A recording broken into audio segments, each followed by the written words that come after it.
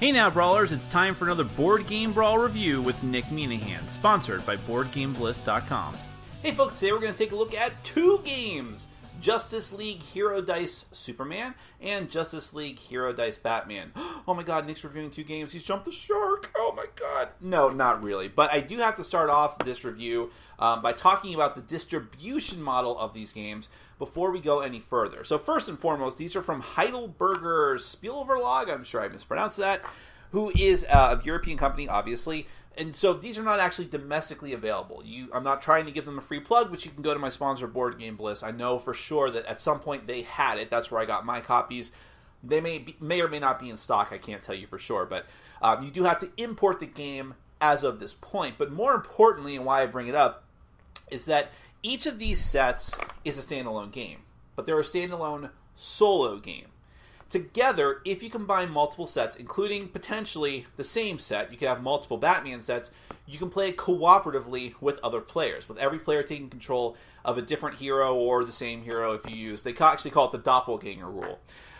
So just know that going in, that if you do buy the game, if you want to play it with more people, you have to buy more than one set. So what this is, it's based off of the New 52 DC characters, the members of the Justice League, and they have actually promised that there will be a Flash and Green Lantern set eventually. It's right there on the box, actually. But it's a dice game, as the name implies. You are trying to defeat a bunch of villains by rolling dice and getting hit symbols such that you take them out before they overrun and flood into the city and cost you points. This is just a game about getting as high a score as you possibly can when all is said and done. Now, every set plays very differently as to how your hero abilities work, how you actually roll the dice and what those dice mean, so on and so forth. And they can be combined together, you can mix heroes, Batman and Superman work together, yada yada yada. So let me go ahead and give you a brief look at how the game is played. I'll show you both sets, then we're going to come back, I'll let you know what I think.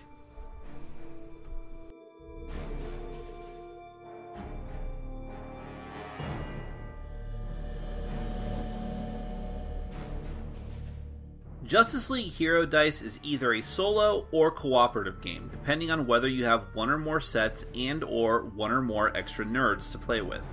Regardless of the number of players, the goal is the same. Keep villains from rampaging into the city and therefore lowering your point total. Once the entire villain deck is ripped through, you figure out your points and determine whether you're superheroes or just regular heroes. We'll be taking a look at the Batman and superhero sets, but more sets are on the way. You'll eventually be able to play as such famous Justice League characters as the Flash, Green Lantern, Bloodwind, and Blue Jay. Each set has a player card for the hero, damage tokens, a unique set of dice, a unique city card, and a unique set of villains. Each hero's most famous villains are included, including the Joker, Lex Luthor, Bane, Zod, and Zack Snyder's Superman, who is responsible for more innocent deaths than all of the other villains combined. I will explain the rules as if it's a multiplayer game. The only difference in solo mode is that you ignore the team token mechanism and the team attack criteria for certain villains, and you use one particular side of the city card. Pick one city card from whatever set you're using and place it on the multiplayer side. Each hero takes their placard, dice, power card set, and tokens. Shuffle the villain decks of all involved heroes together, but remove the reinforcement cards first. Then place two cards randomly face down per the number of heroes. Shuffle the reinforcements back into the remaining cards and then place them on top of those cards that you already put down. This ensures that the last cards of the villain deck are actually villains. Next, draw cards equal to the number of heroes from the top of the deck and place them face up to the right of the deck, starting with the space closest to the deck. This is the battlefield. Do the same thing on the left, which is called the outskirts, but the last card is always placed face down. If a reinforcement gets drawn, place it down, then draw another villain and place it on top. The reinforcement's threat is added to the villain's threat. Now, you play.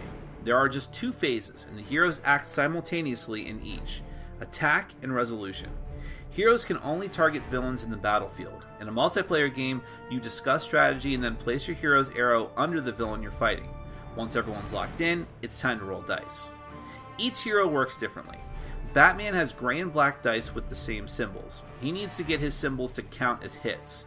If they come up as wounds, each one cancels a hit. But the Batmobile symbols can help. When you roll one, you can set aside as many other dice as match that Batmobile's color, and then re-roll the rest, including the Batmobile.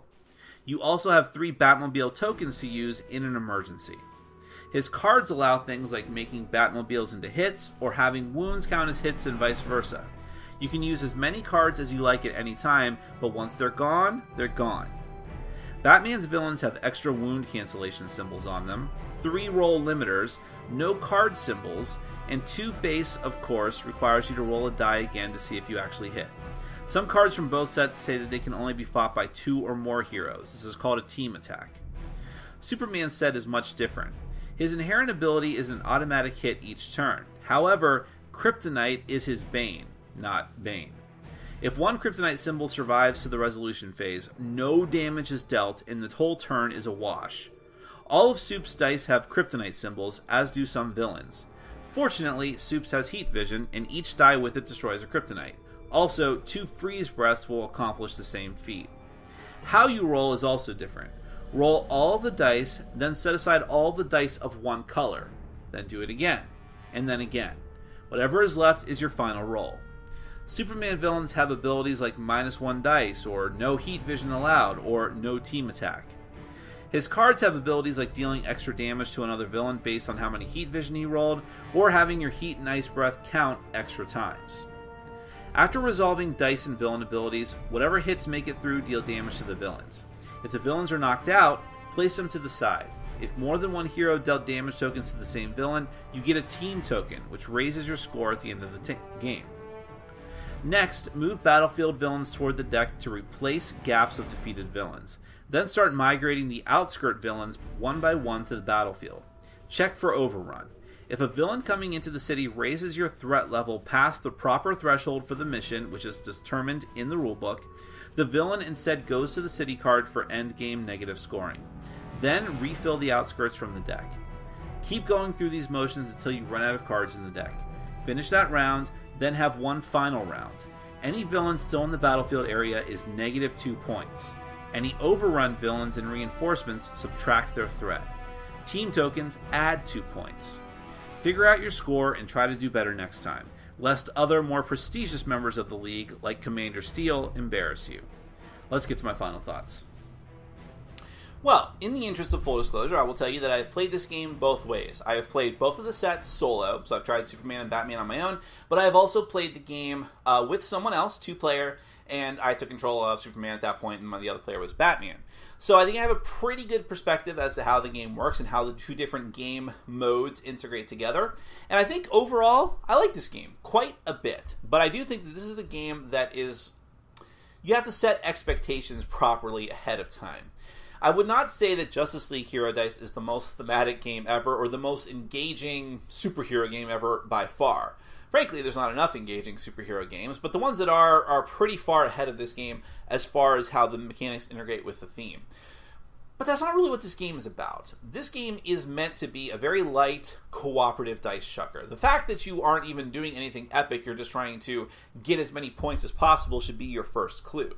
But other than that, it's just roll dice, get as many of a positive number as you can, the hits in this case, try to take out the villains, improve and get efficient and get better. It's all about determining how your actions are spent, how you decide to allocate your hits, who you decide to target in the first place. It's really just a dice rolling efficiency game with the DC theme pasted onto it. Yes, there's that nasty word, pasted on. But I don't think it's that nasty a thing here. First off, I appreciate that it looks as good as it does. I like the dice, which are not actually like, they're not stickers. I think they're like pad printing is what you would call it. I've been printing, I should know this. But they're not engraved either. It really can't be for the purposes of what they were trying to do here with the different symbols. But they are good quality. The artwork is all good. Like, it's New 52 Artworks. I think it's Jim Lee who did maybe one or both of these sets. And so it looks really good. And the magnetic box is even nice. It's just a nice presentation to it, and it's very simple. Now, about the distribution model, that's a weird thing. I think that's probably going to be the biggest stumbling block for this game. I believe they should have done sets of 2. In other words, you buy a Batman-Superman set. Therefore, you can play it solo with either of them, or you can play it, or you can even just play it solo with both of them. It's up to you. Taking control of 2 different ones. Or you play it with 2 players. That, at least, I think would have been a better model because it makes it more accessible right off the bat. People can just balk at having to buy 2 games at once, even though combined they might be the same price effectively. But until you get all 4, I think that would have been the way to go. But okay, not a huge deal. But otherwise, I like the presentation of it. And what it comes down to is it's all about the differences between the 2 characters, the Superman and Batman. And they're really different. So I started off playing Batman solo first and played it several times. And I'm like, I bet the Superman one is just reskinned. Maybe his static ability is different, but that's it. Well, that was the case, but how you actually roll the dice is completely different. And it makes you feel more distinct from Batman, and I really appreciated that. In fact, even though as characters I hate Superman, and I like Batman, I think I preferred playing Superman much better because it seems like you had much more interesting choices. The idea of first off, you can't do anything if you get any kryptonite. You have to constantly be worrying about that, but you're also trying to maximize your hits as much as possible. I have 1 frost breath. Maybe I should try to go for that, or maybe screw that and just go for the heat beams if I possibly can, the laser eyes, or whatever. Heat vision. And try to work that out. But also his cards seem more interesting too. Like the one that said, and Batman has an analog of this too with the Batmobiles, but it's more interesting with Superman because he's using his heat vision to actually be able to do something on his turn by destroying the kryptonite.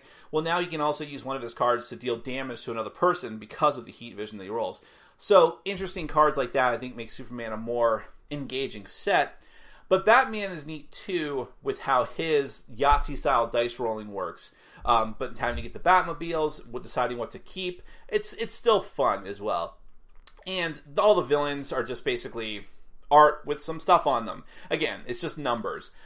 But I like that they went out of their way to make the game look good. I like that you do have this diversity of characters so that when you mix the 2 sets together, it does feel like you're playing a much different game. And really, I think overall it is better with at least 2 people. I'm very curious what it's like with 3 or 4. I could have bought extra sets of these, I suppose. I just didn't feel inclined to. I'll wait for Flash and Green Lantern. And I do like this game. I'm going to keep it.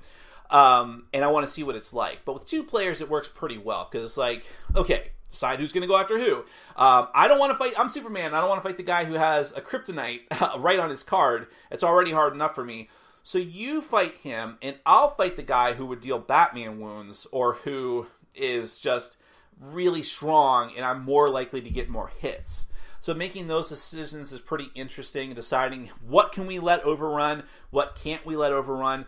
Deciding when to use your cards. There's like a resource management aspect here that's very interesting because your cards are very finite, and you have each player has 1 card that lets you bring back a card, but that's another whole decision. So I think overall that's what I like the most about the game, is that despite being a simple dice-chucking game, there's so many different decisions to make within this small context, if that makes any sense. So a very light game with a very paced-on theme sort of hides a rather surprisingly deep dice game. I was quite surprised by this one, and I enjoyed it greatly. Again, I'm not totally keen on the distribution model. I think that if you're into the game, you should definitely just buy both of them because it does play a little bit better with 2 players.